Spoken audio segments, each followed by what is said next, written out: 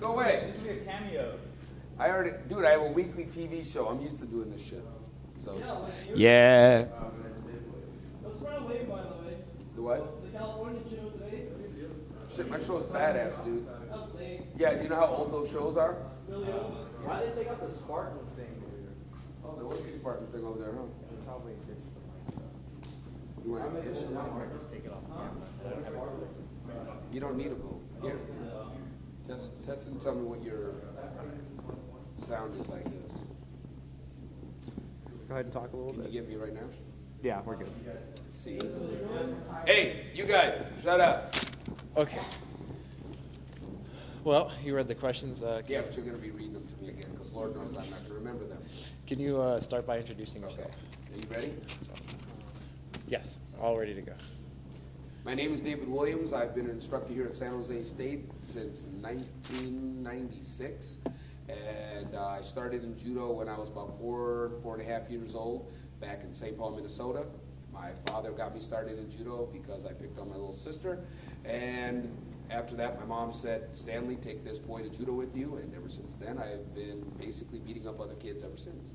So after I came out here to San Jose, California to attend San Jose State University, I got started with the judo team here, and I've been all over the world. I've had the opportunity to represent the United States at numerous events around the world, including the Worlds, the Pan Ams, and numerous other events.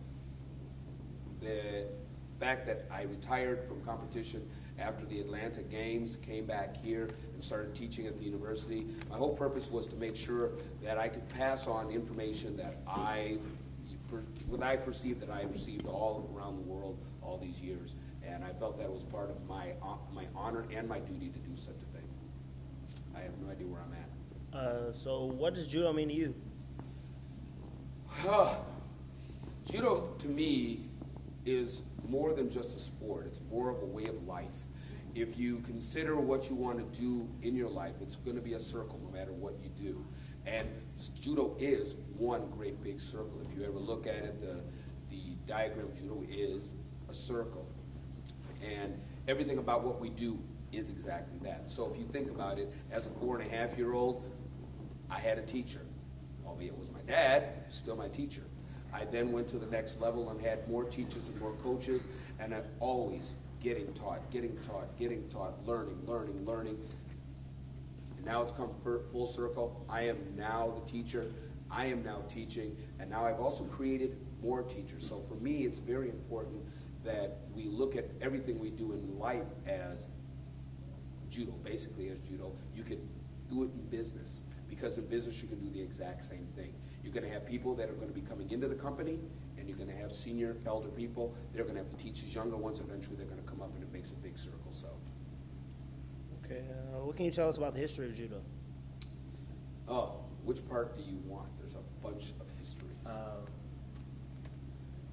Geez, I don't know. I mean, the it's- beginning, if you have anything, and then definitely. Oh, well, okay. Judo was founded in the 1800s by Jigoro Kano in Tokyo, Japan.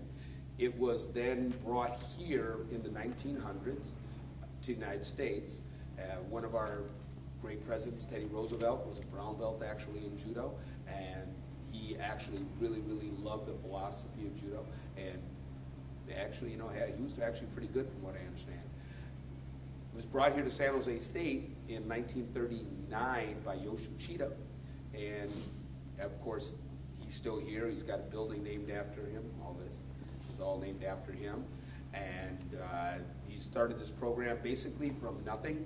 Started from a program in the police department here at San Jose State. The students would come in here, they'd learn how to fall, they'd learn how to take people down, and do all kinds of things like that. Out of that, Mr. Uchida then turned around and he started the National Collegiate Judo Association, which now made judo a national collegiate sport.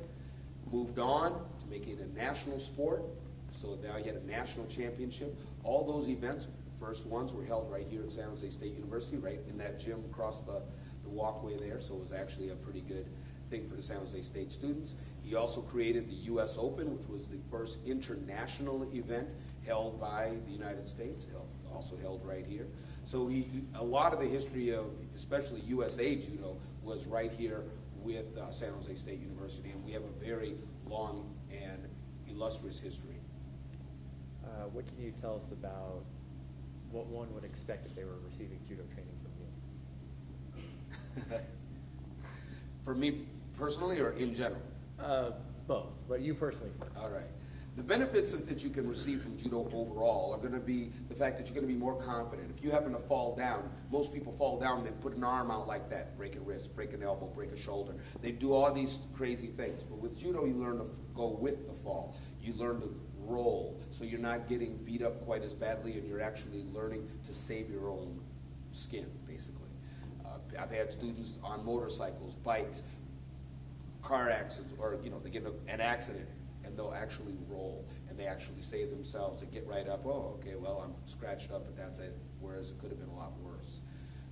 What I work with when I'm working with students is I want to be able to put into them what was put into me. I'm a fighter by nature, and I raise competitors. And even if you don't compete under my tutelage, you'll always have the skills that I have imparted to my students to be able to compete if they want to. And I will give an example. I started a kids program here at San Jose State about 9 years ago. We had about 100 kids that had never seen judo, had no idea what judo was. It was an inner-city program for at-risk youth. And out of that program, we have crowned probably somewhere in the range of 85, 86 national and international champions and medalists.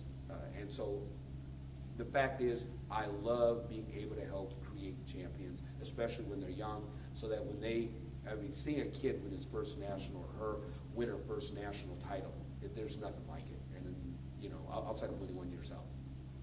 What place do you think judo has in today's society? Like, what's its importance today? I would have to really say that I think that we could all learn just a ton if we looked at just the philosophy of judo. And it really is helping other people, and that's what it really does come down to.